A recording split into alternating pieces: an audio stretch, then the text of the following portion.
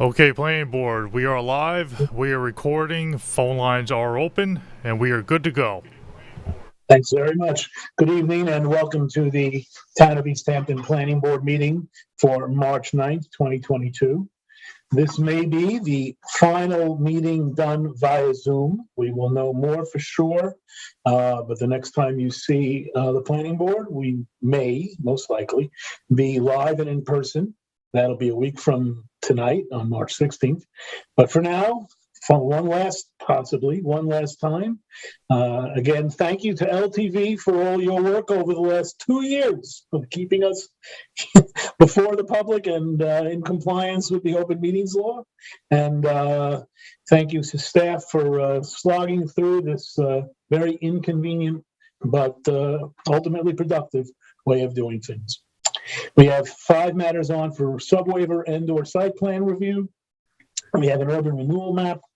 We have three resolutions that we'll deal with at the end. We'll start with 351 Pantico Road. That is Marco is going to be on the speaking on behalf of the planning department. Sharon, this is yours for the board, and I apologize for not knowing offhand who the Lou, you're there. Hi, Lou. Hey. Hi. For not knowing who the representative, the applicant's representative is. Speak now. Is it Joel? Is it Mr. Halsey? It's Dan Weaver. No? It's Dan Weaver. Thanks very much. I think. Whomever among you it is, please unmute yourself if you are muted and prepare to present. Okay, Marco, go right ahead. Yeah, I believe the applicant should be Dan Weaver. Okay, see him there. Please. Yep, I'm here. Hi, how are you? Okay. Marco, go ahead. Yep, so this application is to subdivide the parcel into 2 individual lots. It's actually near the office. It's down Montauk Highway. It's actually where the People's Bank is. Right now, the parcel has also, in addition to the commercial bank, is also has a single-family residence. Site is pre-existing and non-conforming with regards to the number of uses. So it is zoned A residential with a limited business overlay, and the applicant's proposing to separate the business use and the residential use into 2 different parcels, 2 different lots. So the planning board reviewed this last November in the fall, and that was to send comments to the zoning board of appeals in favor of the variances for a total lot coverage, accessory structure setbacks for lot 1, and the lot area and lot width variances for lot 2. The board commented that there should be minor revisions made to the overall site plan. This includes the proposed lot lines, detailing out the limited business overlay district setbacks, which are 200 feet from Montauk Highway. And that's a small piece of the property that is technically within, I believe, the limited business overlay district. That would be on the residential part. That would be restricted from redevelopment. Basically, the application is still pending before the Zoning Board of Appeals. There is going to be a meeting next week on Tuesday for that application. The planning board should review the landscaping plan that the applicant has submitted, which is to shield the residential property from the commercial properties parking that's in that current configuration. So really that's the major point, and the planning board should review that to see how they find the landscaping plan to be, if it's sufficient. Very good. Thank you, Marco. Mr. Weaver, you have anything you want to add on that? Not at this time. Just happy to hear that we should be on the zoning board hearing for next week. Very good. Very good. Okay. Sharon? Yeah, no, we've seen this application a few times, and I think we finally, got to where we want to be. The landscaping plan looks fine to me, and just to repeat that small section that is still in the limit, the LBO district will be put in a covenant to make sure that they don't ever use it for anything else, so they won't build on it. And no, I think this is ready. It's finished with us. Just needs to go to the zoning board. Okay. Is there anyone who disputes that the landscaping plan is satisfactory, or disagrees, I should say? Dispute may be a little strong. Anybody on the board?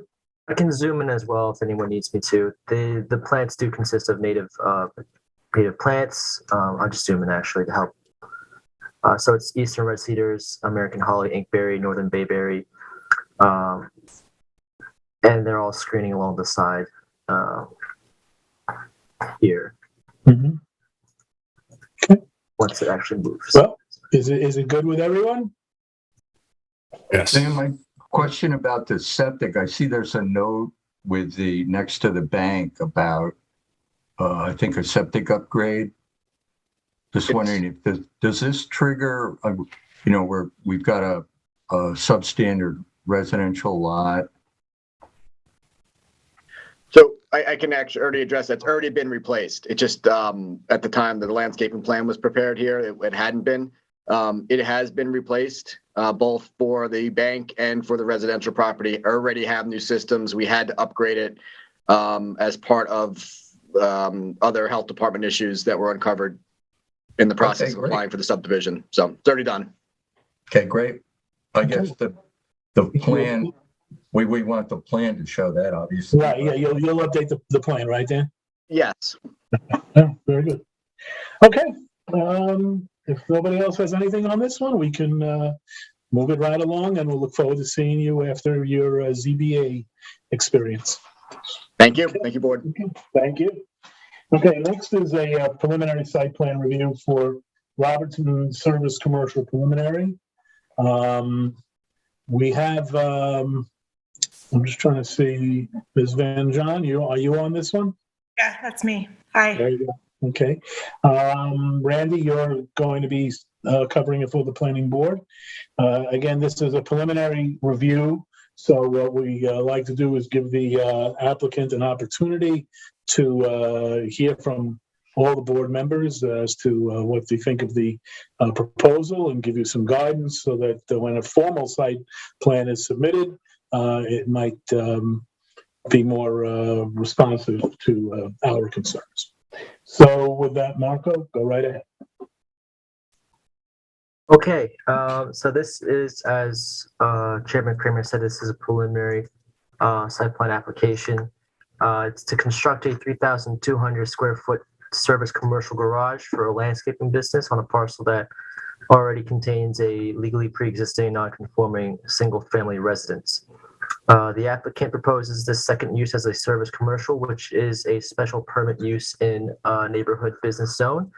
The property is situated on 3 Mile Harbor Road and Mirror Boulevard on that corner in Springs, and it's diagonally across from Daymark's Deli. It is cleared of natural vegetation and is part of the South Fork Special Groundwater Protection Area and is part of Groundwater Management Zone 5. The parcel is surrounded by other parcels, zone, neighborhood business, and is nearby residential districts as well. The project is an unlisted action, and upon a formal site plan submission, the planning board will need to declare lead agency. So going through the history of the property, the building card, which is attached to the memo, has noted that the parcel contains a legally pre-existing single-family residence, which was constructed in 1978 and was granted a CO in 1987. As early as 1997, the property was issued multiple letters of violation for operating a commercial site without the benefit of site plan approval. The property has been before the planning board in 1980 and in 2005 for site plan review. The planning department notes that the 1980 site plan noted there was an insufficient amount of parking, and that the 2005 site plan was withdrawn due to being incomplete. The property was last issued a letter of violation in 2008, and it appears they have continued with the commercial operations today without site plan approval. I'll just share the aerial that gives you a better sense of where it's located.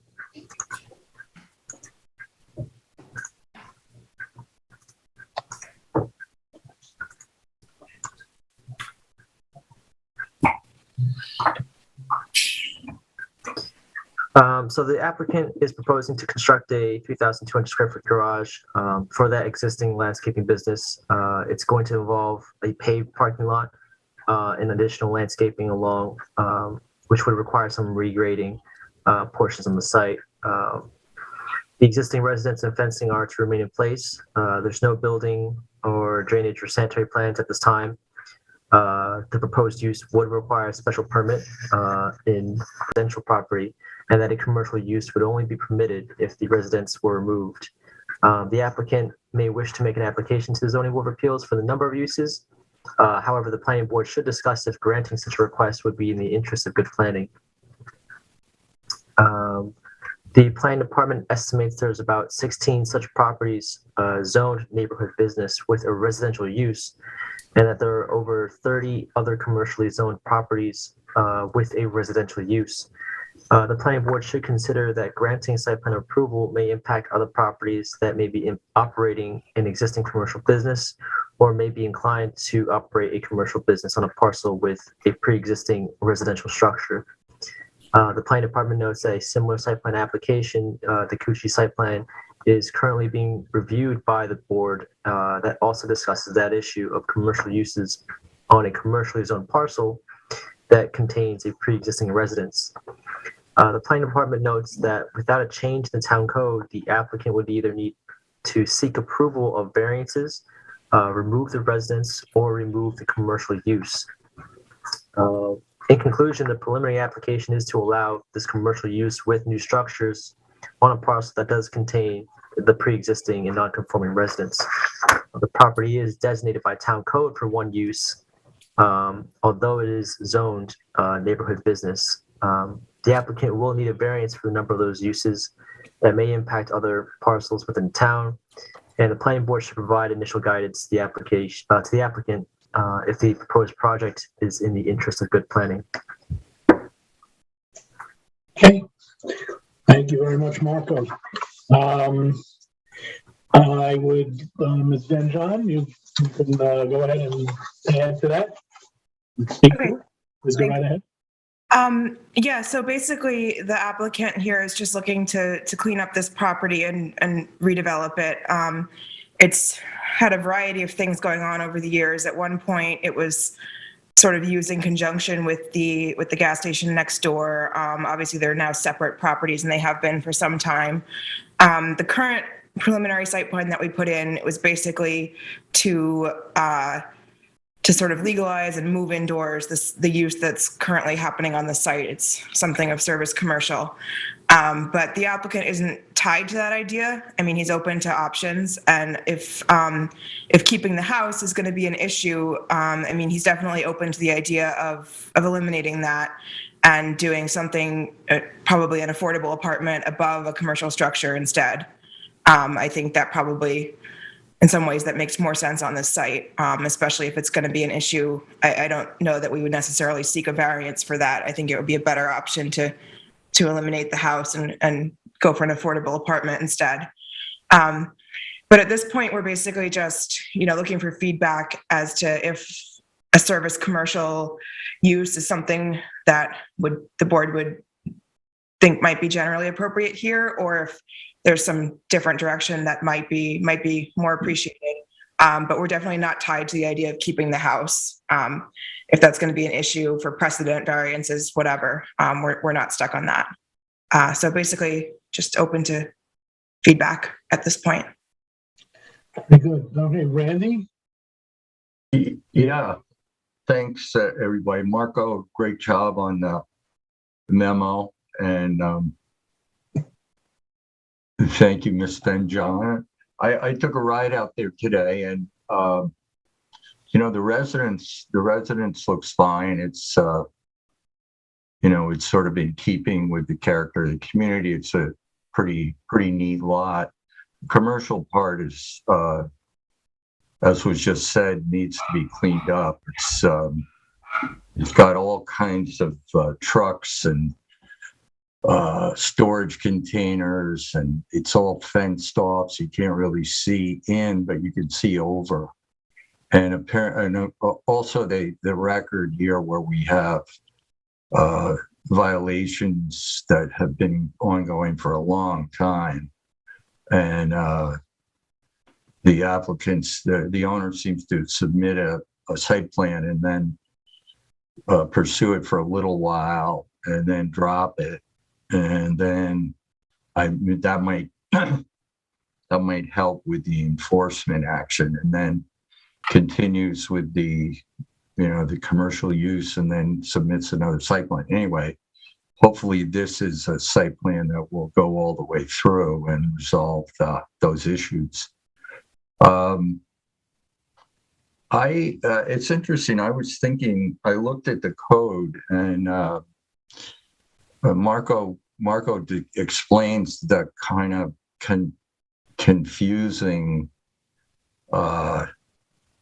maze of the way the code works with a commercial property that has a residence on it, that sort of thing. We did have that other one that Marco mentioned where Rick Whalen came in, and they want to keep the house because it's used as an affordable unit. So I looked, and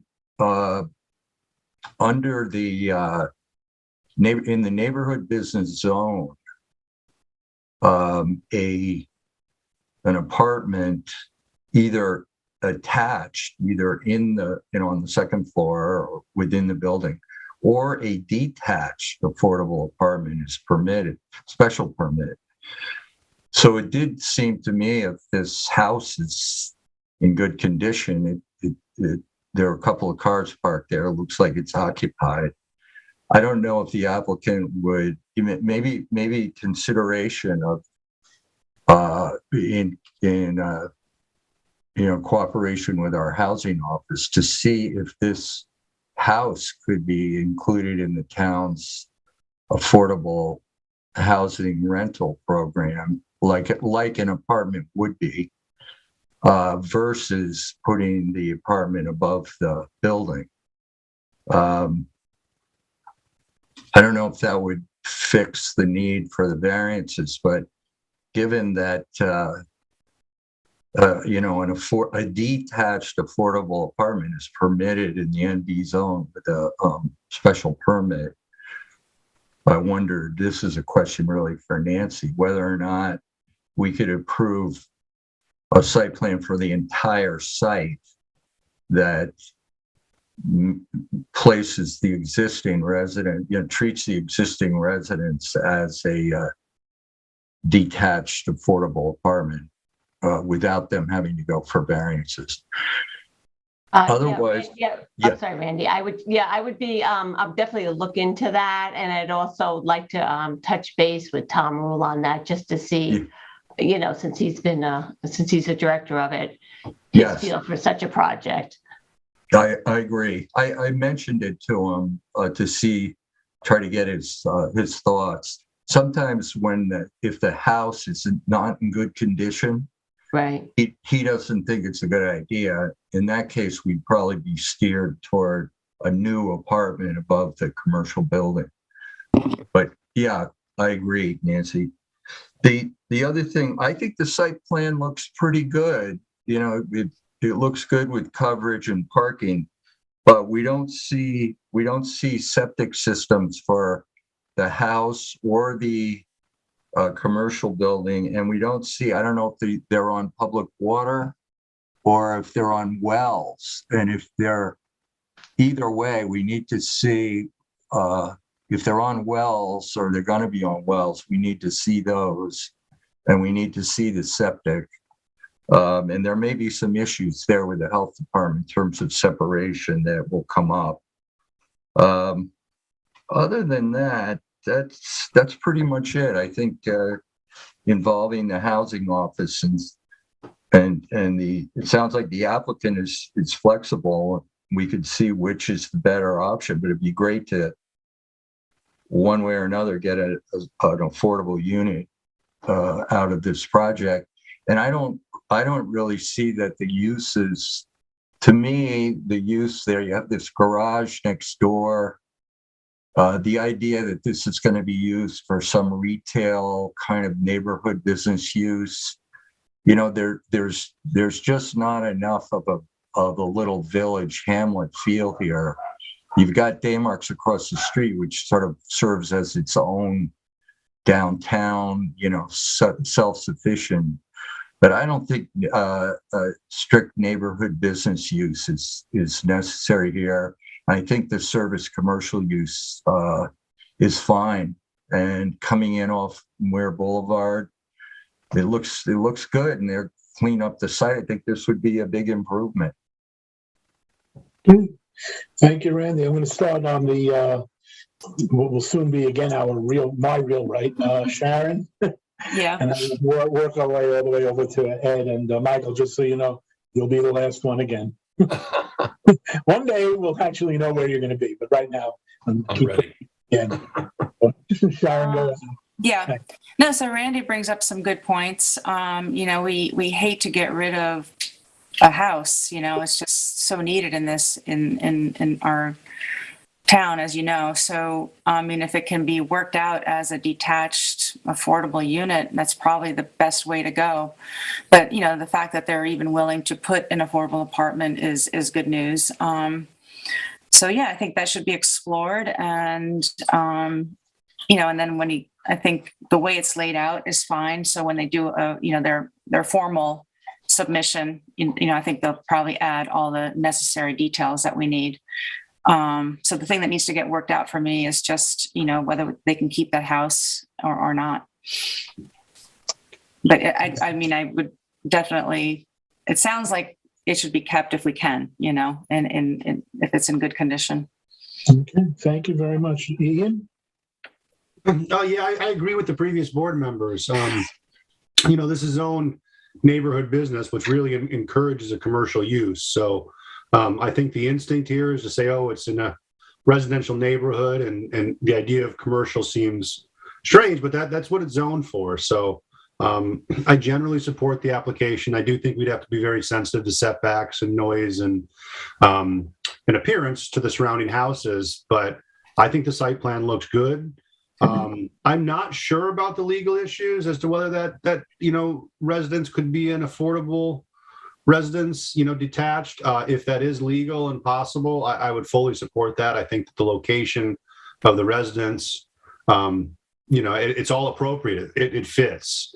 If the applicant would rather put an affordable apartment above, that'd be fine too. But I do think the idea of an affordable apartment or residence here would be a good thing. So generally supportive. Obviously, the applicant has clarified they don't want a variance, and that makes our job a little easier because it's hard to say what they would do in the sort of preliminary stage. So certainly work to do if we see a formal application, but I'm supportive.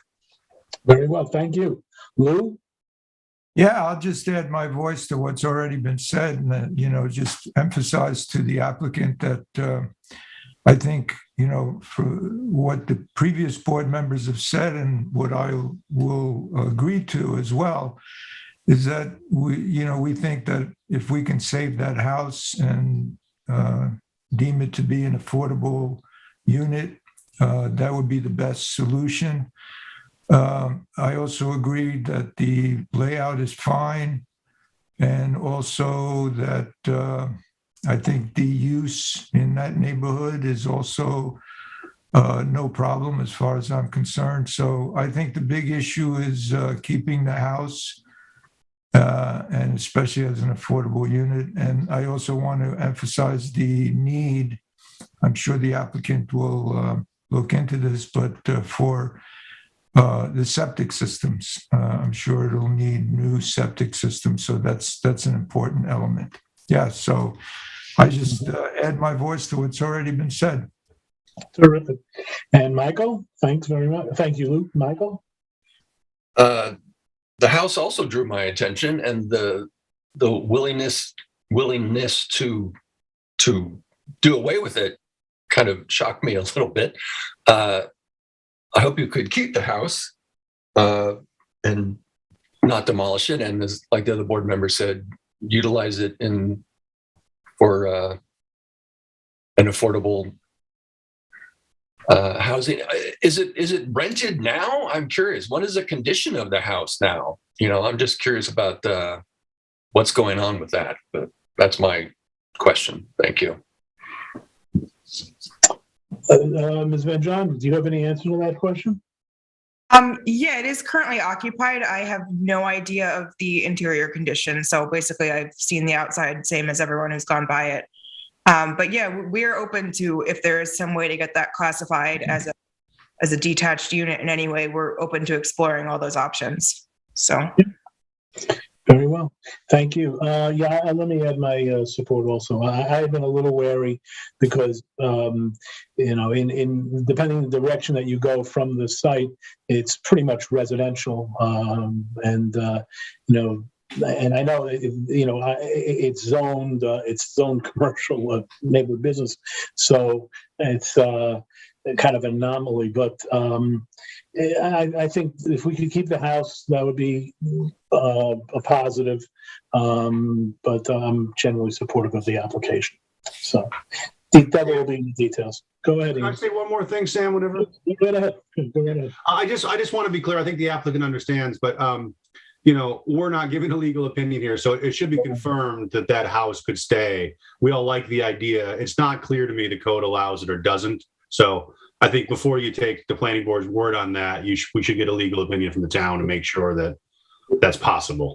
The applicant alluded to knowing that, but. Oh yeah, of course. I'm not sure either exactly what the code says about that. So we all have to look into that, definitely. Yeah, we're not here to give legal advice. I'm very happy to say. I think that the house, I was there earlier today, and the house kind of adds to the character of that intersection. You have Dave Markson on one side, you have the gasoline station / Mrs. Sam's fishing business, bait and tackle business, I guess it is, over there to the immediate south. But I do think that the house lends to the character of the community, and if at all possible, should be, stay in place. But you'll have a little bit of legal work to do to figure it out. So, Hey, Sam, Randy, go ahead. One quick comment to Ms. Van John. I don't know if you've explored the health department, flow requirements. Fairly small lot, and you've got to, if you have an existing residence or apartment and a commercial building, it may raise that same thing we had with the Montauk application last time, that a TDR would be necessary here to keep the affordable unit.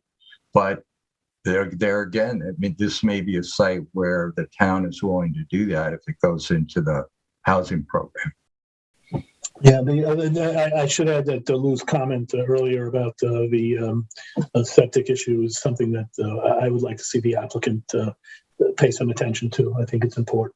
I should also add that, Marco's report indicated that there were about 19 other parcels that are similar to this in terms of the legal standing. And, I think that we have to look at each one in its own particular circumstance. This one, in this particular case, it seems to make sense. So, all right. I'm sorry, go ahead, please. Don't want to cut you off. Toss my 2 cents in here just based on the board's conversation and the comments of the applicant's agent, Eric Chance of the planning department. Marco, could you do me a favor and just put up the aerial that shows the neighboring properties? Good idea. And while you're doing that, I'd just like to point out, obviously, Nancy and myself and Marco can look into this, or just Nancy, but just with regard to the concept of leaving the residence as an affordable unit, even if it's designated as affordable as, mitigation or an offering from the applicant, The code, as Marco laid it out in the memo, it's pretty clear that you can't have a single family residence and another commercial use on a commercial property.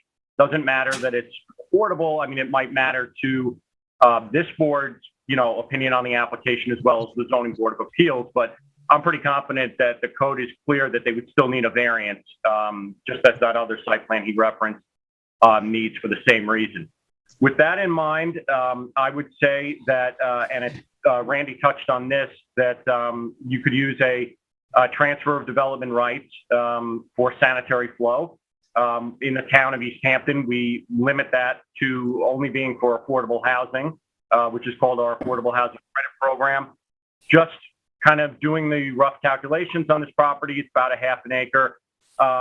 They could get, they're proposing a building of about 80 feet by 40 feet in dimension, or 3,200 square feet.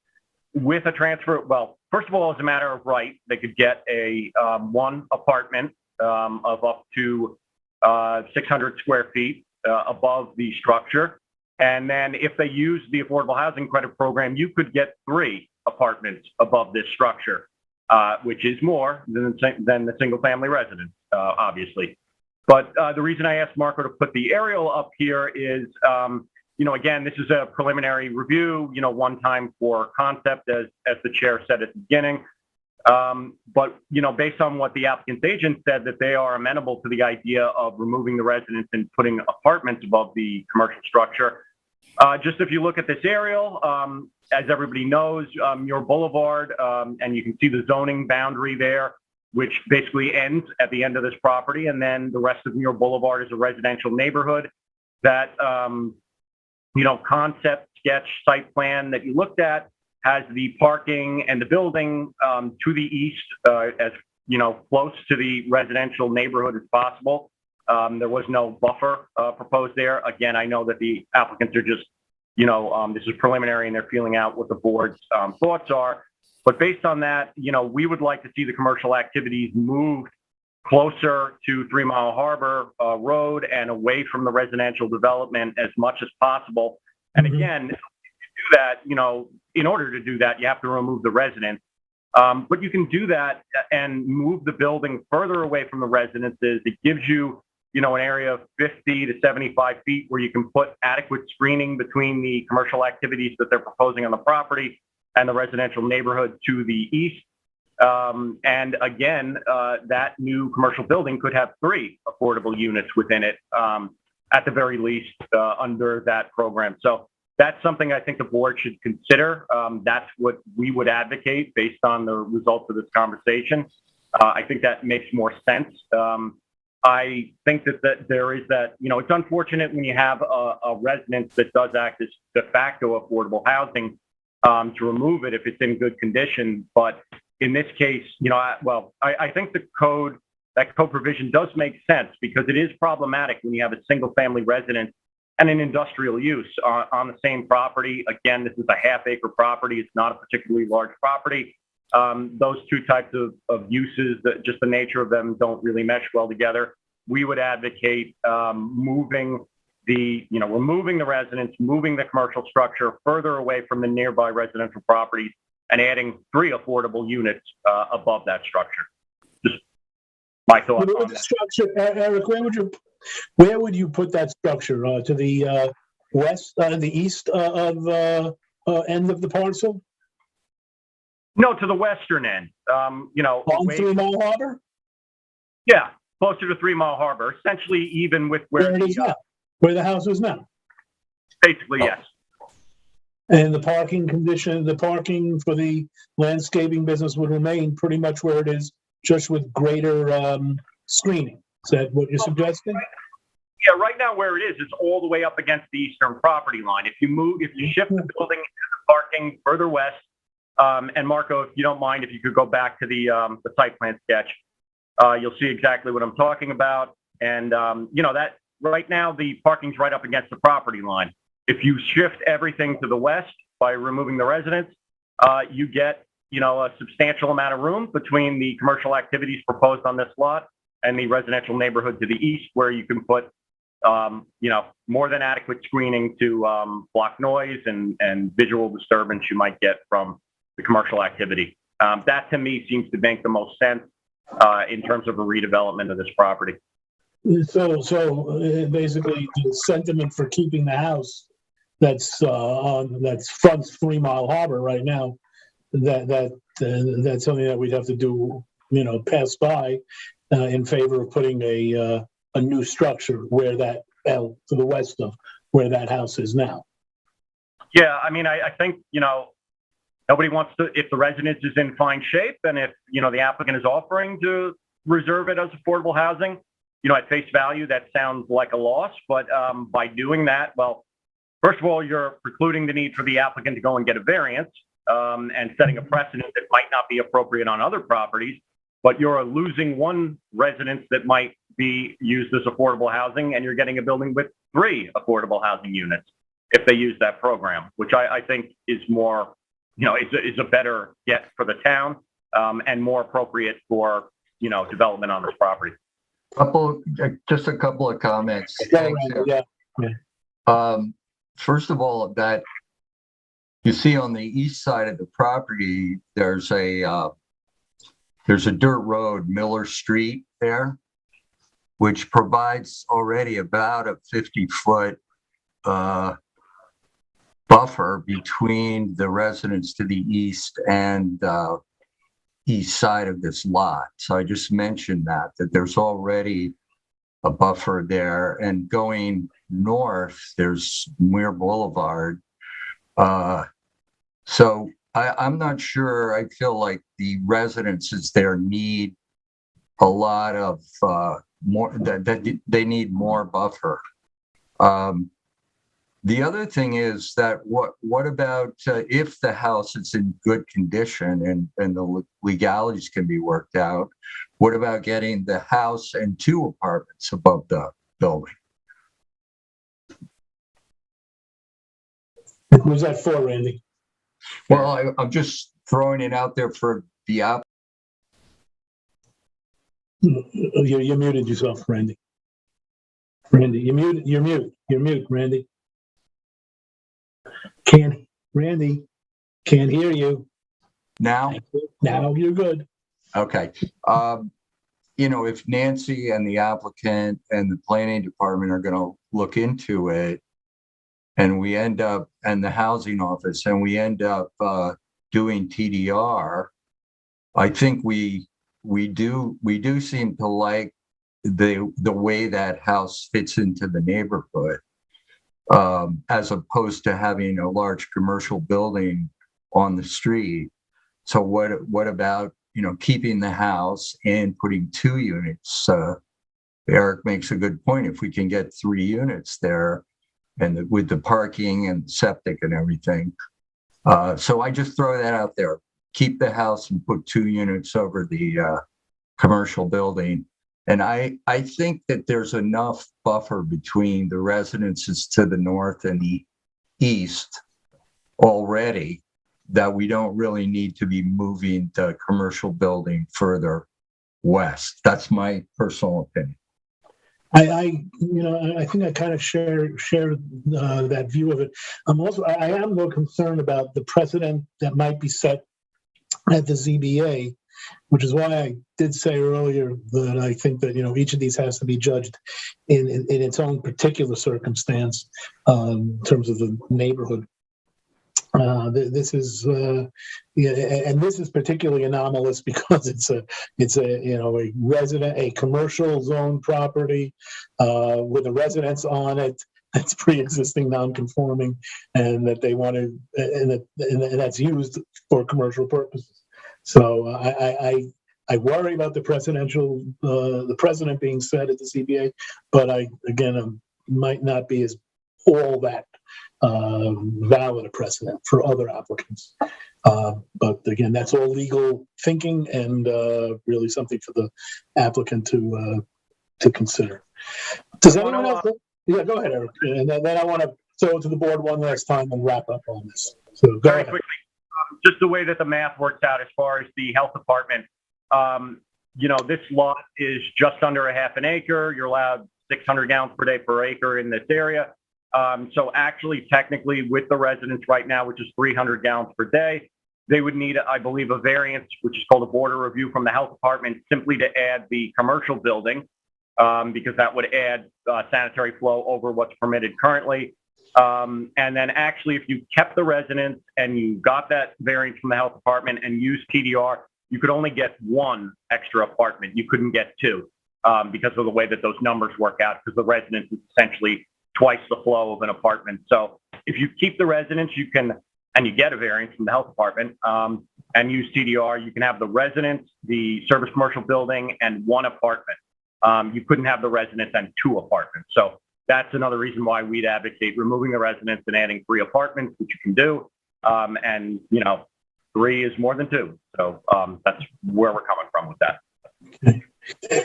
Does anybody else on the board have anything they want to add before we go to the next matter on our agenda? Okay.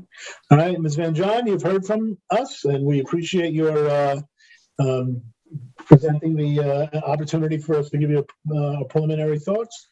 And you have, you have some information to go with. Yeah, Okay. all those options, and then hopefully come back with a full site plan relatively soon. But thank you all. Let's move that along, as soon as you're ready. Thank you. Okay, thank you. All right, next we have 92 Spring Close Highway, which is Will is going to be for the planning department on that, and Michael Hampton, you're going to be for the planning board. And may I ask who the applicant's representative is on this one? Me, Joel Halsey. Hi, Mr. Halsey. How are you? Good. How are you?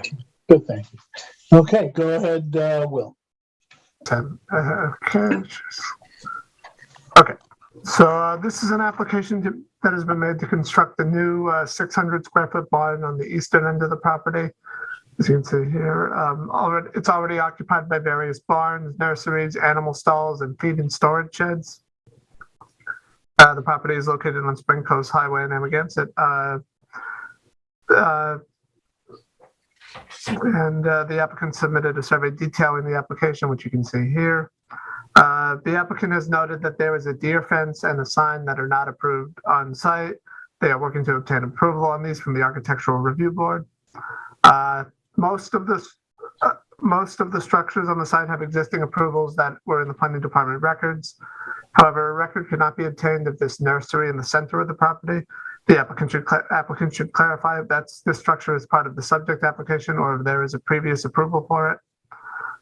Per section 255 of the town code, when a property has a lack of width, the 4/10 rule must be applied in terms of setbacks that state that required side yards must be reduced to no less than 4/10 by 4/10 or 0.16 of the lot width. With the overall width of the area of the lot being 50 feet wide, and with the side yards for the proposed barn each being 15 feet here and here, it easily clears that requirement of 8-foot setbacks, and therefore side yard setbacks will not be an issue. A stockade fence surrounds the perimeter of the site. The proposed barn's height is 19.75 feet, with the neighboring residences being in some cases less than 150 feet from the barn. The planning board should discuss whether the aforementioned 6-foot-high stockade fence will serve as adequate screening for the site, and whether vegetative screening should also be required. No information was submitted regarding lighting or a lighting plan for the proposed barn. It should be determined if the applicant is proposing lighting on the barn, and if so, whether a lighting plan should be submitted. In conclusion, the application is incomplete pending the resolution of the aforementioned issues and submission of the required items. Thank you very much, Mr. Halsey. Here we go, unmuted. So I'll start off with the lighting. At this time, there is no lighting plan for the barn, so we can kind of cross that off the list. Regarding the what's called the nursery in the middle of the property, I apologize. I should have looked a little bit further into that. But I had done measurements of all the buildings, and the CO does state that there's a 180 square foot shed and a 200 square foot animal barn. I just figured one was the 200 square foot animal barn, the other was a 180 square foot shed. But I'll double check into that, and I'll get back to the board on that. With regards to the barn and the screening, the closest house is 150 feet away, and it's it's a relatively small structure. It's 600 square feet. I don't know if screening is really all that important. As you can see by the I believe the building plans of the barn, it's a tasteful looking barn. It's and again it's agriculture property. It's farming was the community out here. Looking at a barn is not distasteful, and requiring screening for a relatively small barn doesn't seem prudent, or something that should be required. The deer fence, the Pheasant Run subdivision separated this property out, and it was to be used, it's for agricultural purposes. And as you can see, all the purposes on this site are agricultural purposes. It's a relatively cute little, for lack of a better terms, like a boutique farm now. And they've done a really good job, keeping it that way, and they do a decent little business there. And the property does have a deer fence all the way around it. And as everyone in East Hampton knows, deer fence is pretty important, especially around agricultural property, to keep deer out. I'm not saying it's not a residential property where you would want to, you can only deer fence 50% at the most. Every little bit of this property, save for the back of the property where the barn is proposed, and there's a lot of shade there, is used for trying to squeeze every little square inch of crop out of it. There's not much room. The lot is 50 feet wide. It is a relatively small lot. It's a large lot at 60,000 square feet, but it is only 50 feet wide. But for growing agriculture, an acre and a half of land is not much space. So enclosing the whole property in a deer fence is relatively important here. And as we know, a business sign is a business sign, and this sign has been there since before the new owner's taken ownership of this property. He's just updated the sign and made it look to his tastes. Beyond that, if the board has any questions, I'm happy to answer them. Okay, thank you very much. Michael? Hi, my wife is a farmer, so I'm pro deer fence. So I have no objection to that. I drove out there the other day, and you can drive down Covey Court. It's not Covey Court, is it? Covey Court? You say tomato, I say tomato. Then they grow them. I know. Hey, my favorite baseball player is Willie McCovey, so I'm going to call him Covey. There we go. You go about 2/3, 3/4 of the way, and the Covey Court turns south, and you can, from that vantage point, you can look down and see the furthest east structure, and this new barn is beyond that. So, I think there's screening from not being able to see it from even driving down Covey Court, which is a dead end, which leads to these little cluster of houses. So I can't imagine there's a lot of traffic there. Any chance we could see an aerial? Well, yeah, that's a good point, Randy. I'm actually looking at an aerial right now. So yeah, We have one in our report, Randy, but I think that for the public, it would be a good idea if you can bring that up.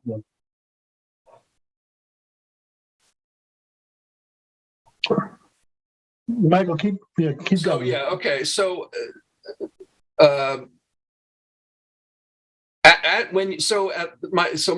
question is, at Covey Court, at these cluster of homes, from the cul-de-sac looking north, looking to where the barn would be, where the houses are, the elevation goes up like 10 feet. So I wonder if they're like looking down on this structure. And I see there's, a cluster of trees that I'm not sure how high they are, but because I couldn't get back there to get a closer look of it. So I would be concerned. I'd be very curious to hear what the neighborhood folks would say about this. It seems fine to me. It's a modest structure on a unique sliver of property, and the more farming, the better from where I am coming from. Okay. You have the, yeah. Yeah, there it is. It's up. It's up. Yeah, so it's the furthest east point on this property. So and you have, 3 or 4 homes relatively near it, but it other than that, and the good items that Will brought up about lighting, but as you said, you're going to get back to us on that, or? So that's all I have. I would like to hear at some future date what the neighbors have to say. And I noticed there are chickens, so they can't be too concerned about chicken noises. Oh, my other question finally is, what is the barn going to be used for? The barn's gonna be used for, a lot of winter storage for one. It's only 600 square feet, so you're not going to fit much in there. There's some small equipment that he's going to be able to put there in the winter. They're going to also use it for, storing feed for the chickens. It's essentially just going to be barn use. However much he can fit into a 600 square foot barn for that, for the work on that property, they're going to use it for that. Gotcha. Okay, thank you. All right. Any other board members like to chime in on this one? Sam, Wendy, go ahead. couple of quick things. For Joel, the survey that we looked at doesn't show the access driveway going back to that barn. I'm just wondering if the intention is to continue the dirt farm road back to that barn, or you're going to just stop and wheel stuff out there.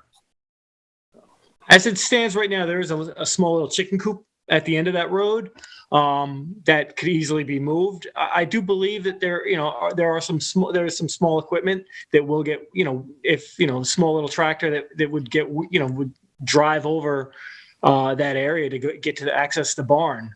So I don't necessarily know if the road's going to be, go all the way back that way. It's going to be something that you put onto a survey. But just like any farm, you don't just stay on the road on a farm. You drive, through the fields. You drive all over. So it's, there is, you will be accessing the barn. So yes, if it does have to go back another 30 feet to the barn, it will go back another 30 feet to get to the barn. I mean, you got to build it. You got to build the barn and get all your materials back there and everything. So if you've walked on this property, I don't know if anybody has. It's a long walk back there for one, but it's the ground, the area that's not tilled for agricultural purposes, it's a pretty hard pack. So you could pretty much drive over it, and obviously yes, it's going to eventually create into an access. So in order to get to there, and you'd have to move the chicken coop. Well, there's a small. It's like it's probably 10 square feet, the chicken coop. Okay. Well, I'm just in the final site plan. That's all really. Anyone else? Yeah, I just wanted to say that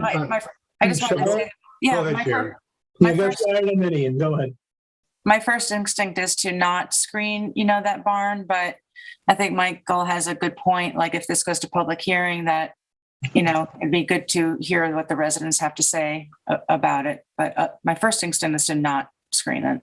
That's it. Thank you. Ian?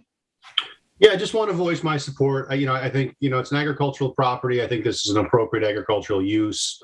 And I agree with Sharon that, I don't think screening would be appropriate. Of course, would like to hear from the public on that, but it would just take up more space away from agriculture, and it's already a pretty narrow property. So, I don't think the barn's offensive to look at, and I think it's in fitting with this agricultural property.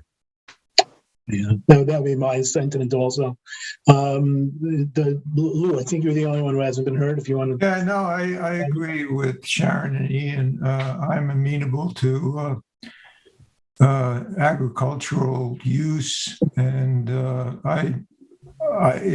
unless the neighbors object, I would rather not have that screening. I don't think a barn is offensive. I think it sort of adds to the charm of the area. So that's where I stand.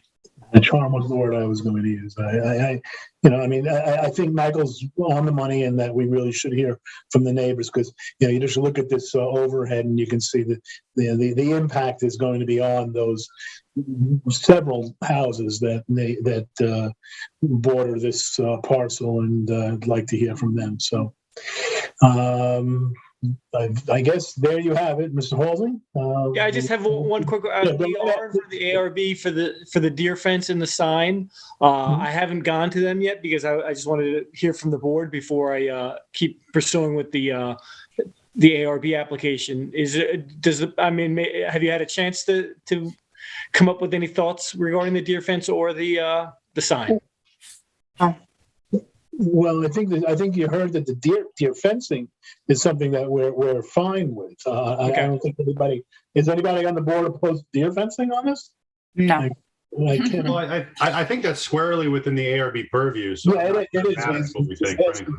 The applicant's just asking how we feel about it. I know, but I think it would be inappropriate for us to really weigh in on that. Well, the only reason why I asked, sorry, and I forgot that I didn't finish my thought. The Pheasant Run that created the subdivision that created this parcel, one of the wording in that stated that any structure requires planning board approval. Essentially, in a nutshell. So you guys do have purview over the deer fence and the sign. You gotta have a deer fence. I'm in favor of the deer fence. Okay. Ian, come on. Me too. I just want to make sure that we're, using our jurisdiction appropriately. I did not realize that that's not a typical. Yeah, that's a real carve out there.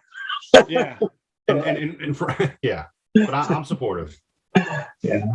Anybody opposed to deer fence? Can't be farmland without a deer fence. There we go. And how about the sign? I didn't see the sign, so I'm glad that signage is not ordinarily within our purview. I'm going to leave it at that as far as I'm concerned. Yeah, we'll defer, right? It's the ARB I would support the ARB. Yeah. So I'll let the ARB know that you're deferring these structures to them. We're bouncing it back over the fence, so to speak, to them. So. Thank you very much. All right, thank you. Okay, next on the agenda is Megron Realty Building. Marco, this is yours, Ian, and the applicant is, Ms. Wilshire, is this yours? You're muted if it's you. Still muted. It is you, right? Nod your head. There we go. Okay, good. Okay. All right. Go ahead. All right, Marco, go right ahead with this one.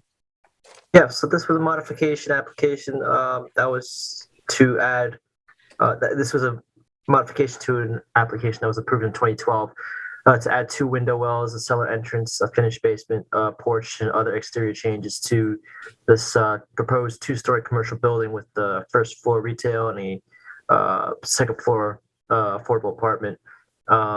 This was granted an extension of time in 2021 and received variances from the Zoning Board of Appeals for parking in the right of way. It's zoned central business and is in downtown Montauk. So the board had previously requested that the applicants provide additional revisions to the building plans, clarifying the use of the building and the landscaping. The applicant has made those revisions, specifying the proposed basement as storage, changing the red maple that was previously proposed to a flowering dogwood, which was recommended. And they have illustrated the window wells on the building elevations. The planning board should discuss if any other revisions or alterations should be made to that site. It will need approval from the ARB. It was noted that during the ARB meeting on January 27th that the new lighting fixtures are going to be proposed. Given the difference in the architectural style, those are likely to be different. Building plans do confirm that, and so the applicant should submit lighting details for those. Outside of that, the comments from the fire marshal's all okay. They have noted it's ADA compliant. And so the planning board should discuss if any other additional details, minus the addition of the lighting details, should be submitted. Okay, very well. Thank you very much, Marco. And Ms. Wiltshire, it's yours. No, I have nothing to add. Okay, very good. Ian? Yeah, I think that, I think we took a look at this the first time, had some discussion, not much more to say. I think the applicant submitted everything that they needed to, with the exception of the clarification or the details on the light fixtures. So once we have that, assuming it's compliant, I think it's good to go. Very well, thank you, Ian. Anybody else have anything they want to add on this? Hearing none, there you go. So Thank you very much. get us that writing information, and you're good to go. Thank you. Okay, and also in Montauk, we have South Essex Corner. I'll cover it in Ed's absence. And Marco, this is yours again. And who is on this one? Is this Mr. Strong? Yes, it is. Very well. Okay. Yes. Okay, go right ahead, Marco. Okay, this is, I'm just going to put it on the screen now. It is a little bit zoomed in. I can zoom in a little bit further. There are a lot of details on there. So at any point, just let me know. But this is, just to remind the board, this is an application to construct a two-story, 2,000 square foot building. It's got a first floor retail and a deck. It's got a second floor affordable apartment as well with a porch. It's got an unfinished basement. And it's proposed to be on a vacant parcel that's on South Essex Street in downtown Montauk. It's currently vegetated. It is zoned CB. And moving forward, so the applicant submitted a revised site plan to address the concerns that were raised by the town's consulting engineer, Vincent Gaudiello, regarding the applicant's proposed grading, drainage, parking, and sidewalk. A copy of the engineer's previous report, which was based on the previous site plan, is attached to memo for the board's review, just to remind themselves where they last left off on what issues need to be addressed. The new revised site plan was sent to the consulting engineer, and the planning department has received their comments and basically says that, you know, the drawings and designs have been amended and is satisfactory to the comments that he made and the recommendations that they made. So the applicant is also including a sidewalk that's going to connect with the adjacent parcel to the, in this case, it'll be to the west, but on the drawing here, it's a little bit of a different orientation, but it's basically to the one to the bottom here, which is 93 South Euclid Avenue. That parcel is improved and was recently reviewed by the planning board for site plan. The applicant is to ensure that there will be a proper connection and that a public access easement is going to be provided on all the sidewalk areas located on the applicant's property prior to a certificate of occupancy. The site plan revisions include the measurements from the proposed parking on South Euclid Avenue to the center line, which is an issue that the planning board raised, and that the applicant has submitted those revisions.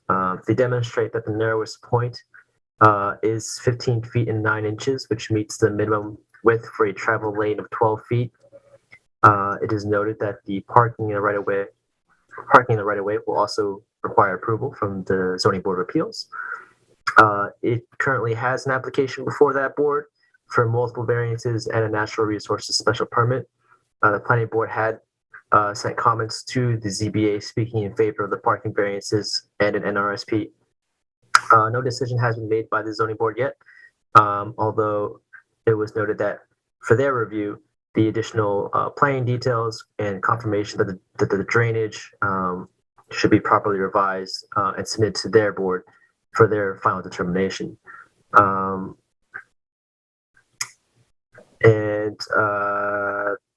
believe that one of the zoning board members, I think this has already been a change made, but that the zoning board member mentioned that there was a sycamore maple that was considered invasive and that should be replaced with a native tree.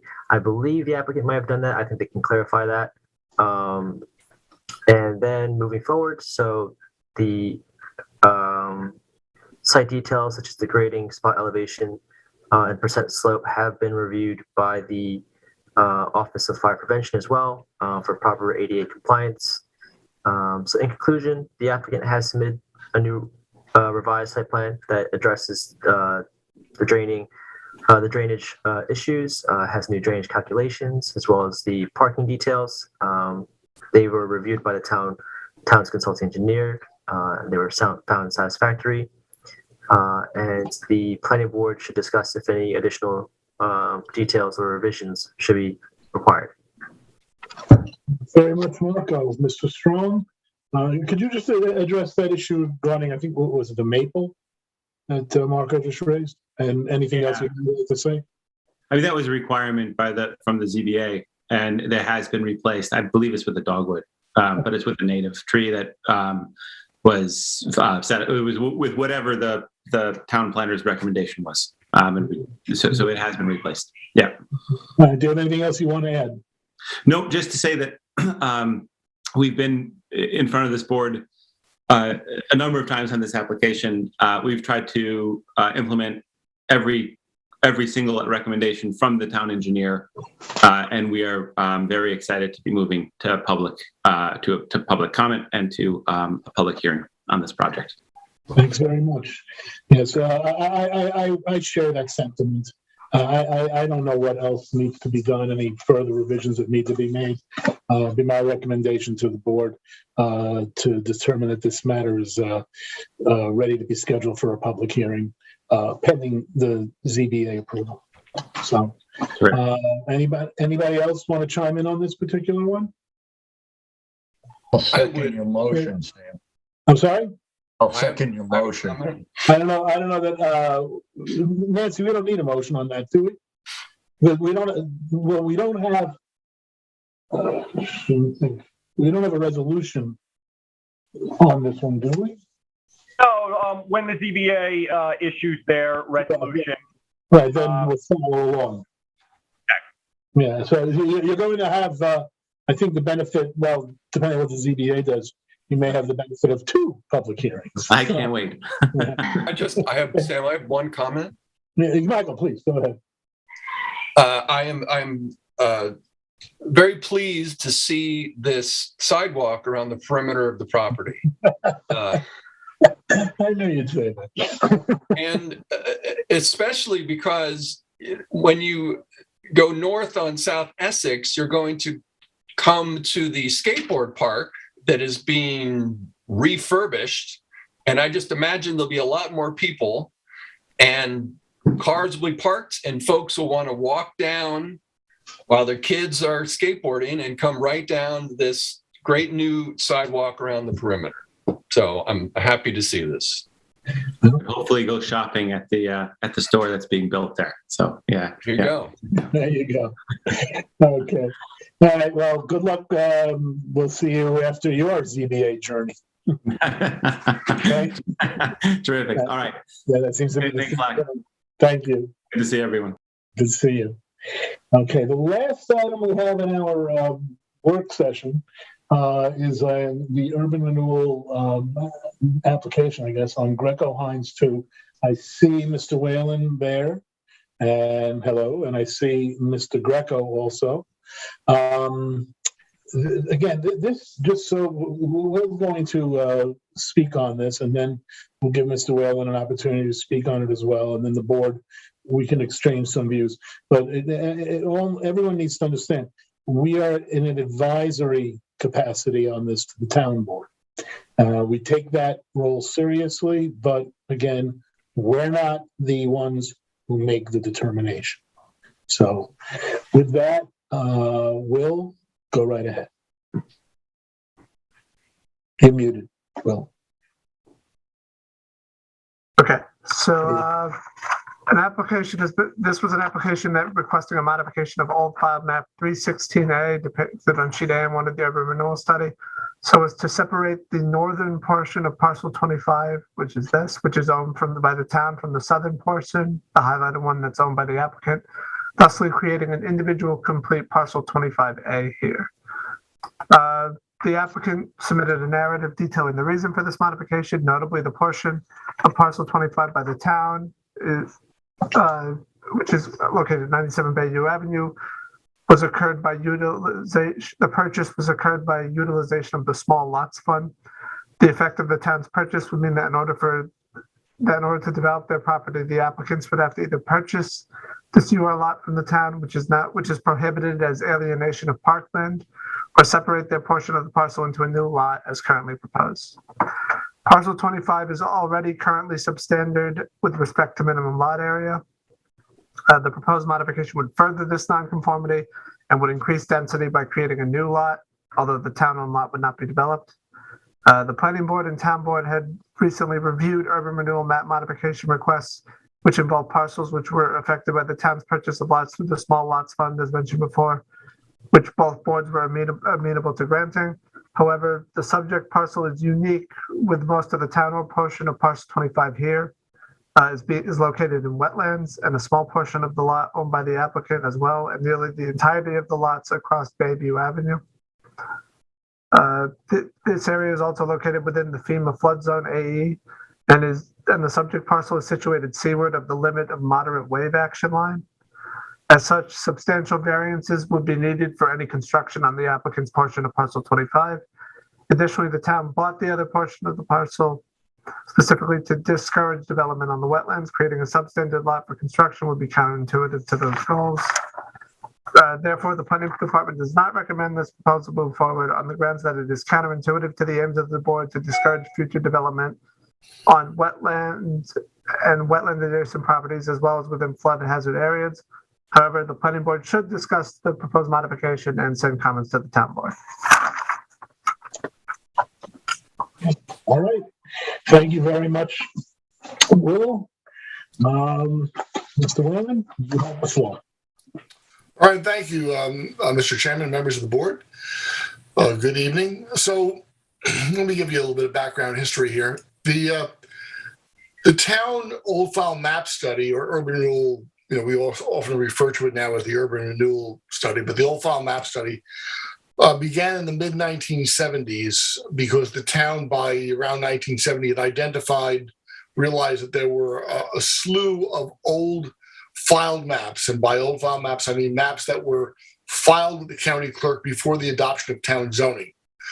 The lots in those maps, by and large, were very small. There were a profusion of proposed roads and highways that, if they were all paved and improved, would overburden the town highway system unnecessarily. There were no utilities, fire, water mains, electric lines. None of this had been installed. Most of the roads, in fact, were, of course, at that time, paper roads. So it was a ticking time bomb, so to speak, and the town recognized that. So in 1906 and 1977, what the town did is it used the power of the New York State Urban Renewal Law, which was and is Article 15 of the General Municipal Law. It was codified in 1961, and as the name indicates, it was primarily thought of by the New York State Legislature as giving cities, urban areas, tools to deal with localities and places within those communities that were deemed to be blighted or substandard. So a very clever attorney, who later became the town attorney, Russell Stein, was the brain behind using the urban renewal law and employing it to deal with the town's old file map study problem. What the town did then in the mid-70s, Tom Thorson was the town planner at the time, was to identify 66 old file maps and to replat them, essentially, using the urban renewal power. Among those 66 maps, I just heard, Will refer to the fact that the applicant's lot is substandard. In the mid-1970s, in these old file maps, there were identified something like 8,000, that's 8,000 substandard lots. It wasn't possible, and isn't possible even today, to make them all comply with modern zoning requirements. The lots already existed. What the old file map study, the urban renewal plan did, was to take lots in these old maps and try to, where possible, combine them, require an owner of property to buy his or her neighbor's lot, or vice versa, sometimes more than one lot, until you got a parcel that was approximately equivalent to the town zoning. Usually they strove for 1/2 acre lot sizes. Again, that wasn't always possible. If you had a lot, for example, on which, a vacant lot on where the lots to either side of it were already built on, well, you're stuck with that lot because, as you all know, government can't take private property without compensation. So you had to leave the landowner with a modicum of value in their property. The idea behind the urban renewal maps and what was what made it legal was that even if we tell an individual landowner, you have to buy your neighbor's property to be able to get a building permit on the combined parcel. Okay, you do have to acquire the neighbor's property, or the neighbor has to acquire your property, but there's still value in your lot because it's part of a potential building lot. What the town can't do is the town can't say, we're not going to let you get a building permit at all on your property. You're smart people. You know that the town can't do that. In any event, in 1976 and 1977, the town went through the process of adopting all the urban renewal maps, including this one, which is known as Urban Renewal Map AM1. An urban renewal map, the first one in Amagansett. In fact, it's the first one of the old file map book. And it combined lots where it could. What happened here is in 2005, the town, from an outfit called Structural Technologies, bought tax-back parcel 3. So when you have on the screen, you see the applicant's property, Mr. Greco and Mrs. Hines' lot in blue. The parcel just north of that, tax-back parcel 3, the town bought in 2005 using money from the Small Lot Acquisition Fund, which is an open space fund. Basically, it's now town parkland. When the town bought that, it bought it using parkland money, and you all know the town can't alienate parkland, not without the consent of the state legislature. And in any event, the whole purpose of the parkland acquisition was to sterilize and preserve that particular property. So what that did is it left the Hines and Greco lot basically nowhere to go. In order to get a building permit, they are required to buy, under the current urban renewal map for AM1, Hines and Greco are required to buy tax map parcel 3. The town is prohibited from selling them tax map parcel 3. The town can't reconfigure the urban renewal map to go south and make Hines and Greco, let's say, combine with the lot to the south of them, because as you can see on your aerial right there, the urban renewal lot to the south already has a house on it. I assume this is 2020, aerial photography, but the bottom line is that property is already built on. You can't go west, that's state parkland. East is the highways, the road, Bayview Avenue. You don't have a choice. I say the town does not have a choice legally, but to separate tax map parcel 4 and make it a separate urban renewal parcel. Is it a constrained lot? Sure. It's got wetlands around it. It's a very small lot. There are many small lots in the old file maps. Sometimes it was not possible, as I explained, it wasn't possible to combine them. As a practical matter, it really makes no difference because the original parcel, the original urban renewal parcel that was supposed to be tax lot 3 and tax lot 4, there's still only going to be one house built on the combined 2 parcels because the town's already sterilized its site. In addition to which, even if the applicants had bought what's now the town property, they would still be building in the area that's in blue on your map because the area that the town bought is primarily wetlands. So there's no really any practical change here. There still would be one house on the combined property and it will still be in the same area. Now, the town, of course, can try to negotiate to buy the property from Hines and Greco, but that's not your issue. The planning board, and I do reiterate, the chair is correct in saying that you are in an advisory role, but you're not supposed to advise things that are illegal. That's just, as a professional board, you don't do that. So if the idea here of the planning department's idea perhaps is, the town will get a better price if it tries to buying the property from Hines and Greco because they can't get a building permit.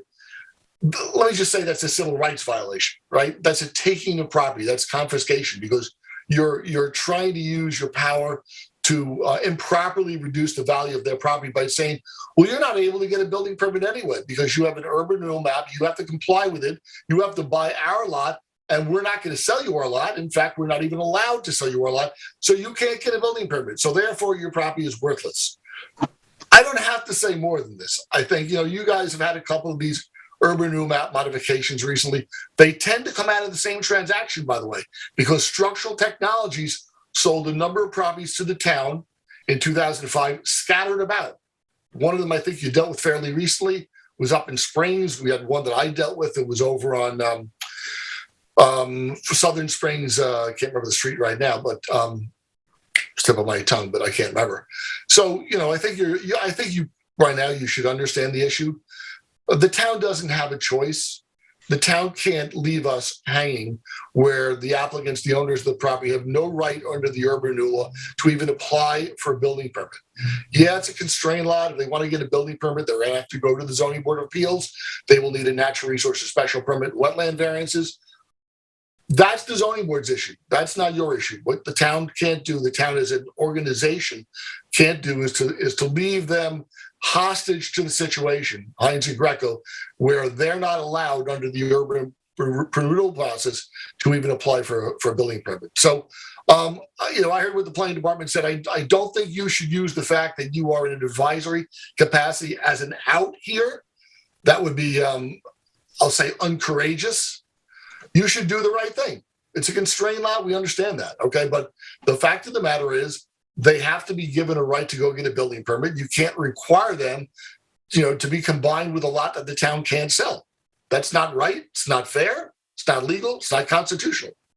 So, with that, I've made my point. I think I leave this to your good graces and your understanding of your proper role. Thank you. Thank you very much, Mr. Whalen. I want to let the board hash this out. Maybe it's just instinctively. My concern here is, it may not necessarily be strictly a planning concern, but I suppose in the broader picture it is the takings issue. To me, that jumps out as a concern, a real serious concern. That if the activity of what's gone on here is essentially rendered the property, I don't want to say valueless, but has done damage to the value of the property, then I think we have a problem in the form of taking the property, or at least taking the value of the property. And I'd like to hear from the rest of the board on this. If there's anyone who wants to start us off, please speak up. Sam, I'd like to, because my past job with the Nature Conservancy, we worked to get a federal grant for the town to buy all of the vacant land it could acquire along Bayview, because it's flood prone, it has wetlands, it's very hard to put septic in and get it above the groundwater. Unfortunately, that acquisition program has not been brought to fruition, but my understanding from the town CPF committee is that all of these vacant lots along Bayview are priorities for CPF acquisition. My thought I agree with Rick that this is a totally unfair situation. However, the way the urban renewal program works is the neighbors that own pieces of a building lot are supposed to approach each other to try to acquire a total building lot. And if they're unable to, the town uses its power of eminent domain to acquire. It used to be whoever went to their neighbor first and said, "I'd like to buy your lot," and was unable to reach an agreement with their neighbor, the town would use its power of eminent domain, buy the piece of a lot from the neighbor, and then convey it back to the person who had initiated the negotiations. So the town fairly frequently uses its power of eminent domain to implement its urban renewal plan. And to me, the solution here is that the town should be using its power of eminent domain or attempting to negotiate a purchase of this lot for preservation. And it shouldn't be, I don't know if Rick has tried to negotiate with them or this is all part of the negotiation, but I don't see that we want to recommend changing the urban renewal map here. I think what we want to recommend is that the town move forward with an acquisition, and the owner and the town are going to fight about value, or maybe they won't, maybe they'll agree. But as you know, the rules of condemnation are the town gets an appraisal, buys the property using its appraisal, takes title, and then there's a period of time after that where the owner and the owner can challenge the town's payment and valuation and go to court. And usually, in the ones I've seen, usually the courts give the owner more money than the town paid them. So anyway, my thought is that we recommend the town implement its urban renewal program by using its power of eminent domain if needed, or attempt to negotiate a purchase here and add this lot to the CPF parcels, along with everything else on that road, by the way. Yeah. Are they CPF now? All the rest of them? No, they're priority CPF, but they haven't been negotiated. Haven't been actually purchased yet. Although this piece, Sam, just to the west, you see that long piece, 300, 103. Yeah, the one that runs parallel to Bayview all the way to the, that's not the ocean, the bay? Yeah, that lot was privately owned when I was working on this program, and we worked at a sale of that private owner to the town using CPF money. So that's interesting. So that entire large parcel to the left of this one, as well as all the other ones going, what would that be, northwest? That's already CPF. Yeah. That's interesting. Okay. Thank you for that history, Randy. Is there anybody else who wants to chime in? Yeah, I have a question for Rick. Pardon me. Go ahead. So, Rick, I understood what you said, and thank you for that explanation. It was kind of convincing for me. The fairness point that you made. But what I want to ask you is, what if the planning board in its advisory capacity decides to advise against having the town board give permission to allow this lot because of the following reasons that were pointed out in Will's memo, which are that the parcel is located in wetlands, that it's in the FEMA flood zone AE, that the parcel is situated seaward of the limit of the moderate wave action. It's substantial variances would be needed for any construction and so forth. All of these reasons convince me that this lot should not be built on. So based on those reasons, would it be appropriate or legal for us to advise the town board not to give you approval to form this lot? Lou, I don't think it would. Well, the planning board, again, you're advisory. So I'm not going to say that it's illegal for you to give advice that if the town board followed it would be illegal. If the town board followed your advice and refused to separate separate my client's property from that urban renewal parcel, and thus leaving them with no legal avenue to get a building permit, that would be an illegally act by the town board. What I would say to you is this: if the planning board, I think you should do the right thing, which is to say, hey, we don't have a choice here. You have to modify the map because right now the applicant can't apply for a building permit on their lot.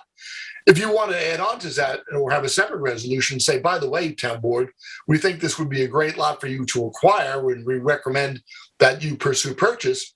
that's fine. But I do think they're two separate things. One other thing I just want to say, because Randy did refer to this, to the best of my knowledge, and I'm pretty sure my clients would have told me if this was not true, there have been no negotiations initiated by either side regarding the town purchase of the property. I just want to put that on the record. Well, let me ask you this, Mr. Whalen. Would you agree that our board's giving that its advice being that the property should be acquired, would that be a valid bit of advice for us to give under this? Yeah, I mean, I think it's always. I think it's within your purview always to. If you see a piece of property that you, as the planning board, think the town should acquire for open space or conservation reasons, quite apart from the urban renewal process, you can always recommend that to the town board. I think that's your inherent power as a planning board. And I'm saying, if we were to conclude that would be our recommendation, that would be a perfectly valid exercise of our advisory role. Right, but I mean, our request is not for that. Our request. I understand, but I mean, but if that's what comes out of this, then that may. I'm not saying it is, but that may be. So let's hear from the rest of the board on this, because I'd like to add. So I actually was down here over the weekend, and just by happenstance, I happened to walk out of the preserve, and I ended up right there where the construction is, right next door. I know which trail you took. I know exactly what trail you took. Yeah. So that is all fill. They've had to lift up, obviously probably for the septic system and to build whatever they need to do there. It's like they've had to bring up the whole property, I'm sure because of the septic system. So, I mean, I'm for recommending this for preservation fund if that's if the direction we are going in. It's just wetlands there. And as we know, the erosion that goes on at that beach is tremendous. And yeah, I'd hate for more fill to be brought into this area. Okay. Thanks, Sharon. Incidentally, Sharon, not that it's relevant, but the lot you saw that's being developed is owned by the same owner. Oh, okay. No, that's not true. What? Some corporation that is not owned by Greco. Oh, I thought Greco. Family has a lot further. Randy, they have a lot further south. Mr. Greco's father passed away recently, but that's not that. When you're seeing the building site on the map, that is not owned by the Grecos. Okay, sorry, my mistake. Thank you for correcting that. Ian and Lou, you spoke on this, so Ian and Michael, please go ahead. Yeah, this is an uncomfortable application. I agree 100% with Will's memo, and there's all sorts of there's all sorts of environmental reasons why we do not want to see this property developed. And in that context, I get why the town bought the property with wetlands. However, I think Rick points out the obvious, which is this is fundamentally unfair. I think it was, I can't believe there have not been negotiations to purchase this already, because if that wasn't the plan in purchasing the other property, I'm not sure what the town was thinking, frankly.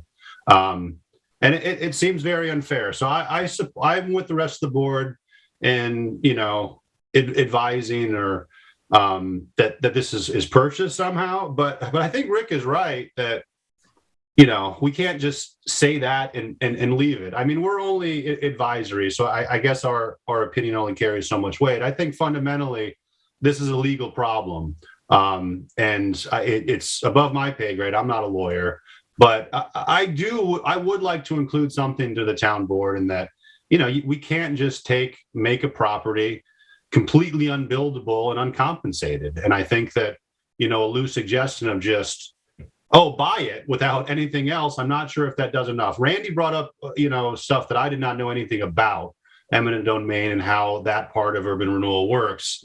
My instinct was to say this shouldn't happen. I think the applicant ultimately is right, and that if the town doesn't have some other solution, we have to go along with this change, because the town, frankly, would use poor planning in purchasing that small piece without thinking ahead.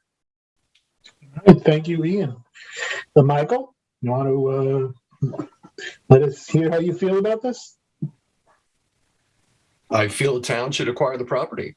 And I am also perplexed that there has not been, from one side or the other, some negotiation on buying the property that was said earlier. And I'm curious, is the applicant willing to sell the property? Or, I don't know.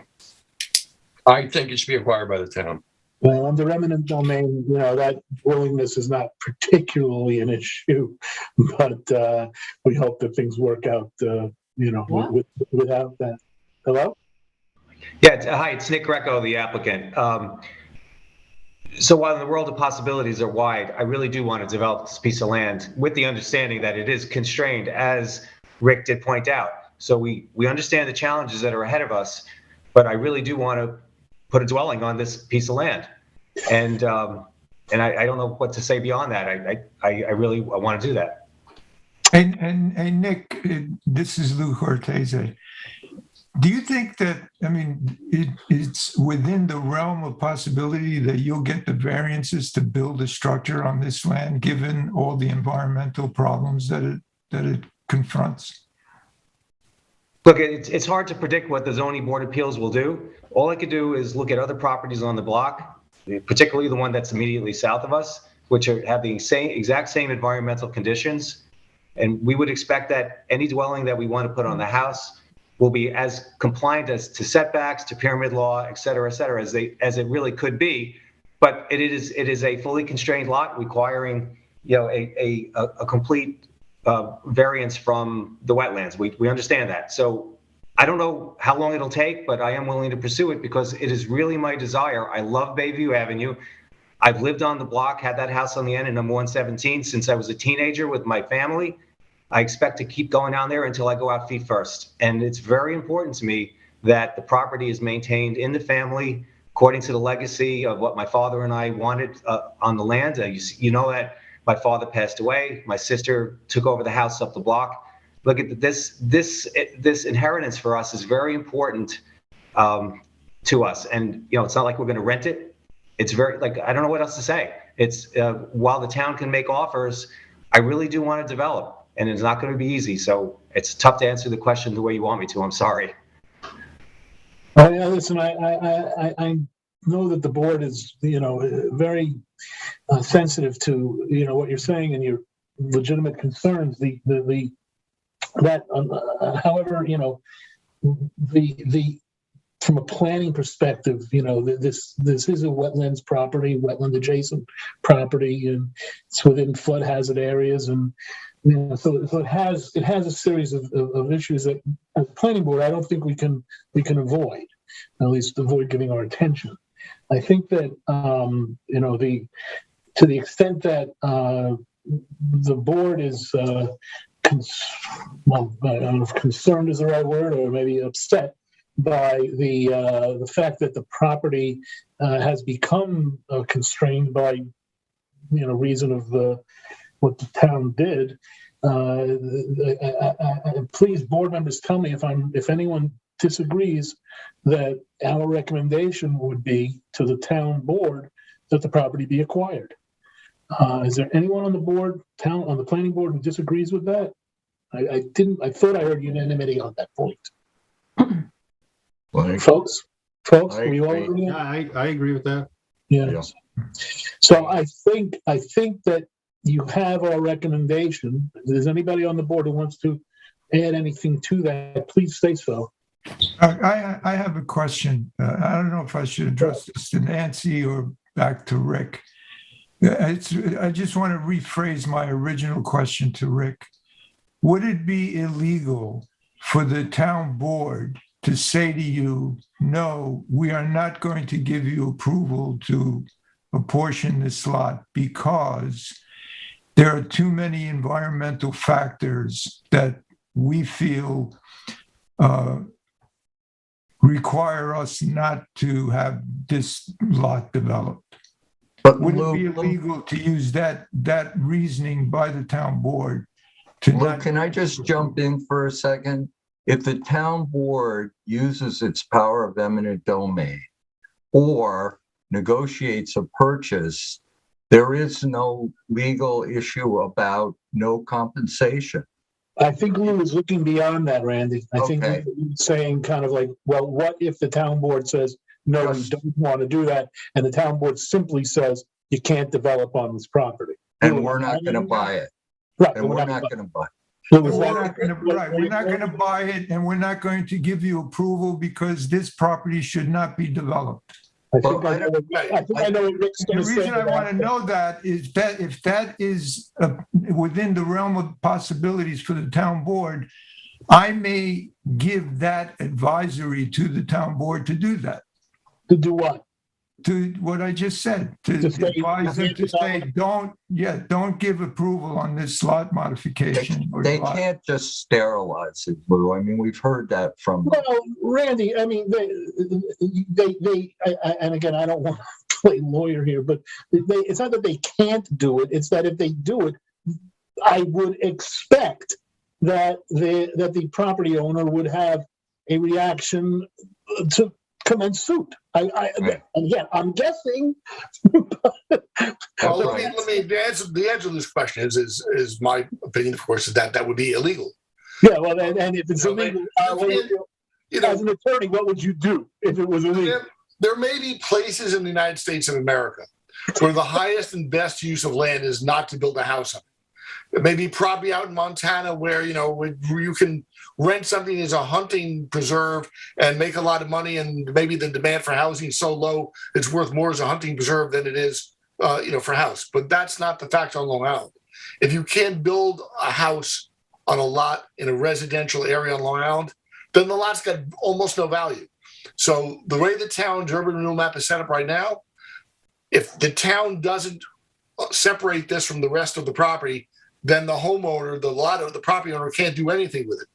The issue of acquisition is separate because, look, you heard my client, he doesn't really want to sell the property. So even if the town makes an offer, he can refuse even a reasonable offer if he'd rather try to build on it.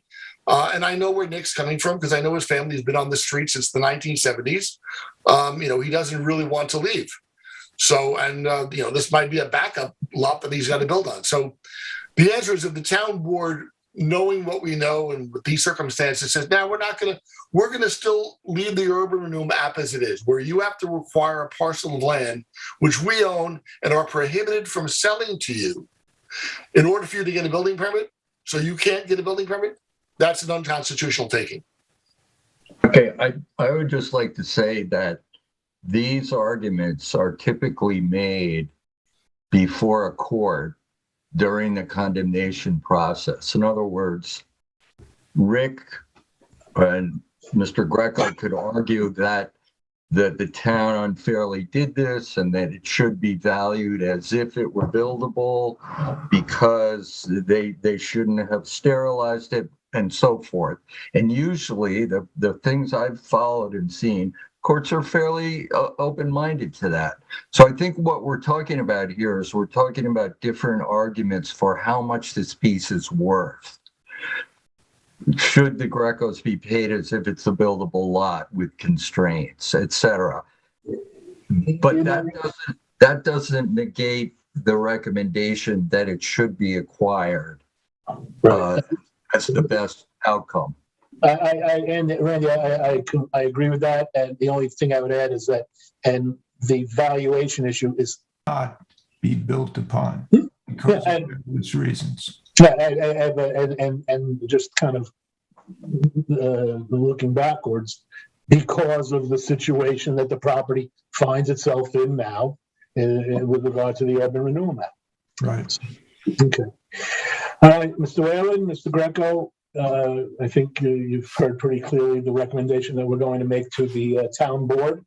And, you made the recommendation on a recommendation for acquisition, but that's not what the request is. I'm still not clear whether you're going to make a recommendation on the urban renewal map change.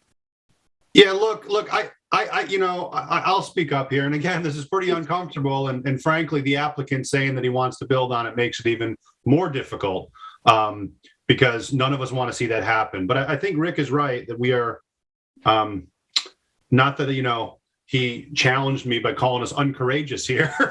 But I think, I think we do have to answer the difficult question. I think environmental planning is important, but I think fundamental fairness is part of our job too. And, if it is going to get acquired, what can happen on that property is going to affect the appraisal. So if we're all agreeing that it's probably not legal to have a property that can't be developed at all, I don't think it's fair to leave it hanging there. I'm probably going to be in the minority, but I think that the map should be changed. And it's a terrible. I don't like the implications of that, but I think that that's the fair thing to do. Let me just say what I think here, guys. In all likelihood, if there's ever a negotiation or, God forbid, a condemnation, the town's going to have to accept the lot is buildable on its own. I mean, is the town going to really say in a condemnation action, we regard this as an unbuildable property, and therefore we've got to give you, we're offering you $15,000 or something, or $5,000 on the property because it can't be built on? The town's position's untenable. So regardless of what you do, when the town negotiates with Nick Greco and Diana, Nick and Diana are going to take the position it's a buildable lot. And I think a court ultimately is going to have to agree with that. So whatever the price the town offers, if there is an offer, and again, my clients can reject that, but if there's an attempt to acquire it, it's going to be based on this lot being a buildable lot, because the town can't, the town can't really argue the other. Rick, it's a buildable lot, notwithstanding the wetlands issue. There are plenty of wetland constrained lots in the town. Some of them get built on, some the town acquires. Do the wetlands affect the value of the lot? Sure. But this issue should not. In other words, the town can't go into court and say, under our urban renewal law, the applicants are not allowed to build on this because we bought the neighboring property, part of the urban renewal lot on the map that we adopted, and we're not going to sell that lot to the applicant, therefore they can't build. That's not a tenable position. Rick, why can't they do that? You say it's unfair, and I get that. I sympathize with that point that it's unfair, but maybe they can do that and say that it's not illegal for them. Tough break. That's the way it turned out. They bought that property. No, wait. The Grecos have owned, I don't know how long they've owned the property, but I think it's fair to say it was before 2005. So whenever they acquired the property, post 1976, when the urban renewal map goes back to, that property they bought was part of an urban renewal parcel on map AM1, right? So they would have known from the very beginning that if they acquired their neighbor's property, they'd have to negotiate with the neighbor and purchase it, they would have a buildable lot. In 2005, the town changed the dynamic by buying the neighboring parcel, part of their urban renewal parcel, with open space monies. And therefore say, okay, we just bought part of your urban renewal parcel. You can't now do anything with your land because our map requires you to buy our property. We can't sell you our property because we just bought it with open space money. Yeah, so it's a terrible situation for your applicant, but that's the way it turned out. Is that well? No, I don't think. I think a court would conclude that that's an unconstitutional act. That's a taking of my client's property without compensation. Right there, that's where I worry. That's the part where I worry that we are almost constrained to act, and the problem is that it's not really a planning question for me anyway. That's where it comes in. It's not, but the thing here though also is that, look, I hope that the result, and I think that our strongest recommendation should be that the town acquire this property. Mm-hmm. I think that even if this map was changed, there are so many constraints that development's going to be incredibly difficult, and maybe that's the result. But I think Rick is right that we should answer the question, because it's fundamentally unfair to leave it in the state where they can't even theoretically go for variances to do. And I don't know how. I'm not a lawyer. I'm not sure how in the world that's constitutional. So I hope it's not developed, but it does seem like a little bit of a cop-out to just sort of hope at that and not at least give them the opportunity to negotiate or have a property that, they theoretically could use or at least apply for a permit on. So Ian, what's your recommendation then? I'm very uncomfortable to say it, but I think the map should be changed. I don't know how. Ultimately, I think the town's attorneys will comment on this. But if that's not a taking, I don't know what is. Shy of modifying the map, we've got I think what Ian, to paraphrase, is saying is that's a taking. Yes. And we're not going to, and we shouldn't be doing that. I would, Sam, let me say that I think the town did the right thing in 2005 when they bought the other half of this lot. The thing they didn't do is follow through and buy the rest of the lot. And that's what they need to do now. They need to finish. That goes to the question that we've already, Right. We've already recommended we agree on There's that. another layer to that, though. They bought it with open space funds, which means it can't be a true negotiation both ways, because the applicant has no option to buy from the town then. So I don't know what that means to this process, but if the town bought it with a general fund and could resell it, it's more of a fair negotiating game. But right now, the town could not sell their piece, and it's an unlevel playing field. No, it's very difficult to defend them. They didn't do a good job. But I think they got the right outcome, which is that this land should be preserved, made part of the state park. I agree 100% on that. I hope that's the outcome. Yeah, but that's the end result. The immediate question, and I think Mr. Allen's correct, we do have to address that question. We can certainly couple it with the unanimous suggestion that the town acquired a lot, but the immediate question is, do we support a map modification so that this property can be built on? Well, what I would say, and I disagree with Ian on this part. Ian, on one hand, you say you're not a constitutional lawyer and you can't make that decision. But on the other hand, you are making that decision by saying that from your point of view, legally speaking, you think the town should modify this lot line or give them the lot line approval, or whatever it's called.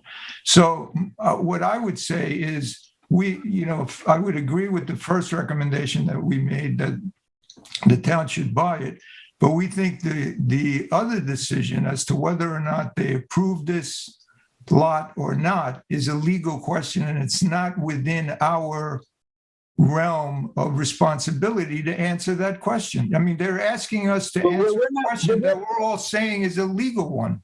Well, we're not deciding it. We're giving a recommendation as to whether or not whether it's a recommendation or not, it's a legal question that they're asking a recommendation from the planning board to make. And we don't, I agree with Ian on this part, that we don't have that, it's not within our purview to make that kind of legal recommendation. Well, what if it were just a planning, planning question would be, right? The planning question would be, never mind who owns the other piece of this lot. Do we think the original urban renewal map, which put them together, was a bad idea, that they did the wrong thing, and that this should have been broken into two lots in 1976? No. They did the right thing. They put these two pieces together. I don't think from a planning point of view, we think that these should have been two lots. Well, I agree with that. I would give that as a recommendation. I think let me, if I may refine that ever so slightly, that basically the question is, do we support the map modification? That I mean, it's at the most basic level, that's the question that regardless of the takings issue, regardless of what the town did or didn't do, at this point today in 2022, do we support the requested map modification? Yeah, do we think there should be a smaller lot on Bayview Avenue to build on? That's good planning? Can I just respond to what Randy had said a moment ago? Yeah, go ahead. Randy, I think we all agree that the town did the right thing to combine the properties, in the original urban renewal map. I wouldn't pretend to argue that these to be two separate lots. The problem is that changed in 2005 when the town bought the neighboring lot, which has to be part of that. So my client's lot, if you will, is shackled to a corpse. We can't do anything with our property now. And even though, and I said this at the outset, when you look at it, just suppose the lot got built on, all right, as difficult as that might be. You're getting the same unit density as you were under the original plan, because the town lot's never going to be built on. So yeah, but they bought that piece of property so that to preserve it, not to I mean, you're saying that if if that piece wasn't bought and it was still one piece, you would be able to build on it and you're still getting that same. I'd say the same, Lou, the same result would occur. A house would be built on the combined property, and that house would not be built on the property that the town bought, because that's all wetlands. It would still be built on a house would be built on the Greco side of the property, and you'd still have one house on urban renewal parcel 25. But they bought in 2005. They bought that smaller piece so that wouldn't happen, so that there would not be a buildable lot. Well, I mean, to make the whole thing unbuildable, they would have to, as Ian or Randy said before, they'd have to have bought the entire property. Well, look, my view is that they shouldn't build on this. This should not be a buildable lot, and that I don't think we can make a recommendation, which I think is a legal one, that the board has to decide on. The town board has to decide on. Can I also get as Mr. Greco, I want to hear from, if you don't mind. I'd like to hear from Sharon and Michael, who haven't chimed in on the issue of whether or not the map should be modified, which is in my view, the threshold fundamental question with which we have. Certainly, I'll wait. Thank you. So my question about all this is, if the map does not change and we say they can't build, does that change the negotiating power of the previous issue about the town acquiring? We're not saying they can't. We're not saying they can't build. We're not saying they can't build. That's not our purview. That's the town board's problem. We're saying. Isn't Sam talking about changing the map, right? Isn't that? No, that's the question before us. Right. Is do we support a modification of the map? But that would mean, but please educate me. That'll mean they'll try to build on it. They'll probably need variances and other clearances that's not in our purview. Simple question for the planning board is, do we support a modification of the map? Nancy, you're shaking your head. I got that right. Yes, no, yeah, that you have, yeah. I mean, definitely everyone can say it's unanimous. They hope they buy it, but you need to answer that question. Do we support? You need to make your recommendation. Yeah. Don't think of it So though. just keep going around and around. And the planning Don't think of it in terms of bailing the town board out for their. No. Thank you, Andy. That's definitely not what we're here to do. That's not our problem. We're here to give a planning recommendation with respect to whether the map should be modified. Now, you can use, and Nancy, tell me when I go off the rails.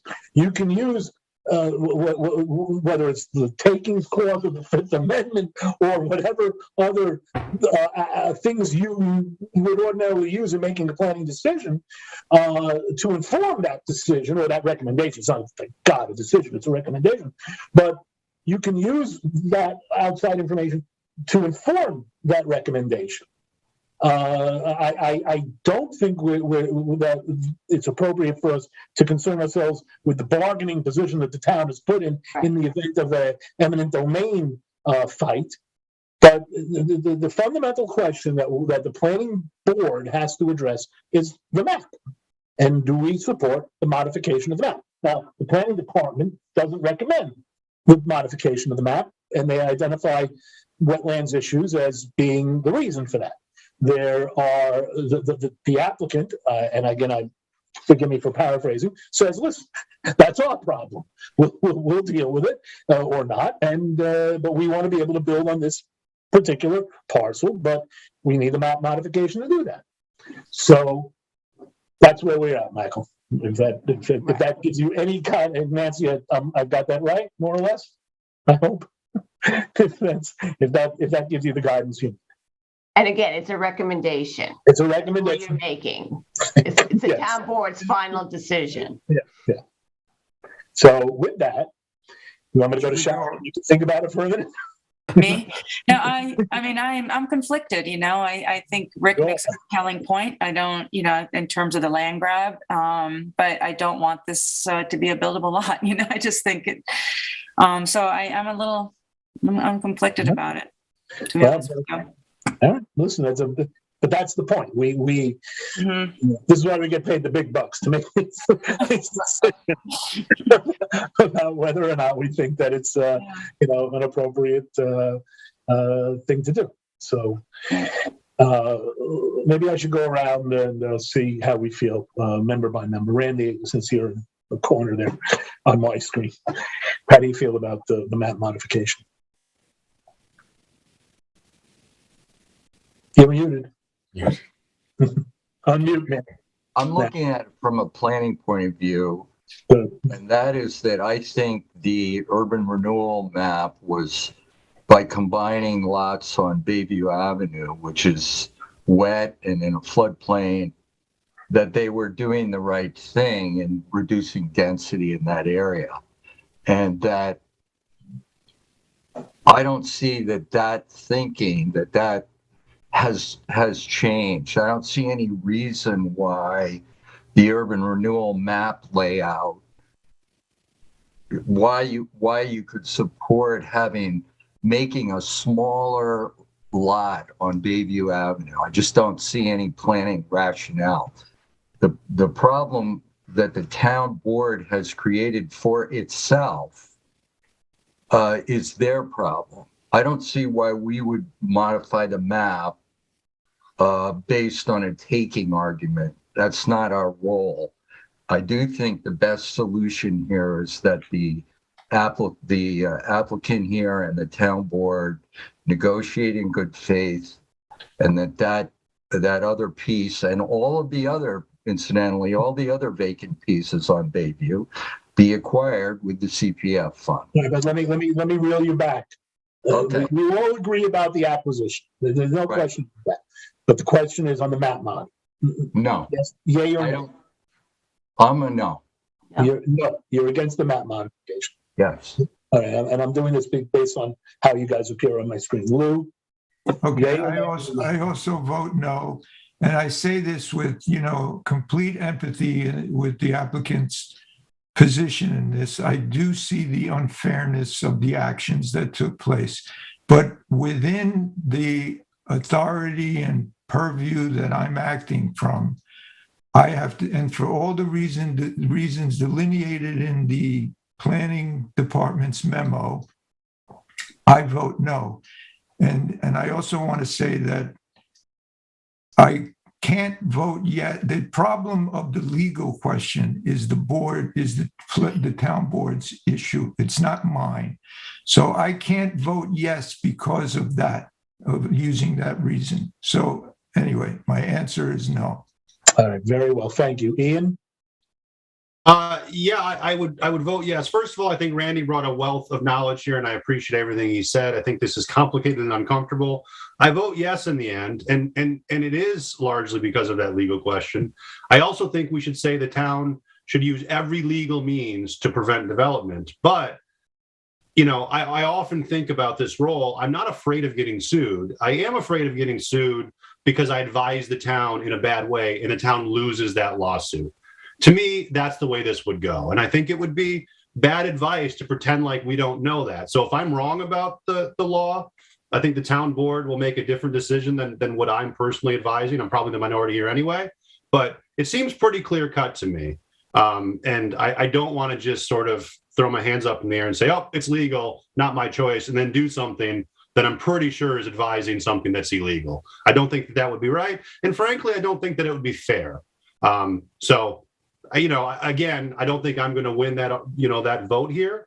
But if the majority felt that way, I would want to, say even further that if there's any legal means the town has to prevent development here, I would be in favor of that. Just on the face of it, that doesn't seem like there's any way to not split this in two. And to Randy's I'm sorry to talk so long, but one other point, to Randy's point about reducing density, I think Rick countered that fairly well by saying, ultimately, the lot is even more constrained to being smaller and the density is the same. Thank you very much. Sharon? Oh, yeah, Sharon, you. I think I know where you are on this, but just you can reiterate. Yeah, no, I think in the end, I'm going to have to say I don't want it changed. I'm not going to, everybody has given all the reasons. I don't need to repeat them. Very well. And Michael, go right ahead. I concur with Lou. This is a difficult decision, but at the end of the day, I vote no. Okay. I'm also going to vote no. As much as I think there's a takings issue here, potentially, from as a planning board, looking at it from the planning board's perspective, this wetlands issue that we have to worry about.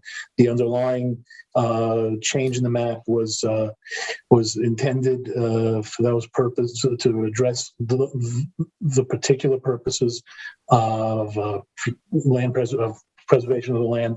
I think that we have to vote no on that. But again, at the same time and with equal force, I think the property should be acquired by the town. So with that, I think you have our full opinion, and we'll communicate that to the town board. We'll note Ian's very strong, I'll call it a dissent here, but it's not really. But, because it is a completely valid way of looking at it from my perspective. Well, let me just, if I could say one thing, Sam. I don't know the procedure now for the next step, but I don't know who's in charge of this. Understood what your recommendation is going to be, but I would like to make sure that this gets to the town board so they schedule a public hearing on it, because we want to still pursue our modification. The recommendation, the town board is still supposed to act. We have a live request, and notwithstanding the planning board's recommendation, we want the town board to act on our request. Yeah, well, what'll happen is the planning staff will prepare a letter that'll reflect everything that's been said to the town board. I'll review it, of course, and then sign it, and we'll make sure that a copy is routed to you. Okay, thank you, because I still want the town board to deal with it. All right, and well, and I do appreciate all everyone's thoughts and your comments, and this is a thorny question, and thank you for bringing it to us. You did a very good job. I don't want to try to give you too much easy stuff. You'll get lazy. Why should we resolutions? All right, thank you very much. Good night. Good job, Rick. Thank you. Thank you. All right, folks. We've got 3 resolutions on. We're done with the regular meeting. I'm sorry, with the work session. We're moving to the regular meeting. We have 3 matters on. The first is a schedule a public hearing on Pantico Maple lot line modification. This is Ed's. I'll take it. In the matter of the application of Pantico lot line modification, Suffolk County Tax Map 300-188-1-16.2, 17.1 and 21. Public hearing will be scheduled for the town hall at 159 Pantico Road, East Hampton, New York, on Wednesday, April 6th, 2022 at 7 p.m. or as soon thereafter as the matter may be heard, to consider that application. I read the resolution and I move for its adoption. Is there a second? Second. All those in favor? Aye. Any opposed? Passed 6-0.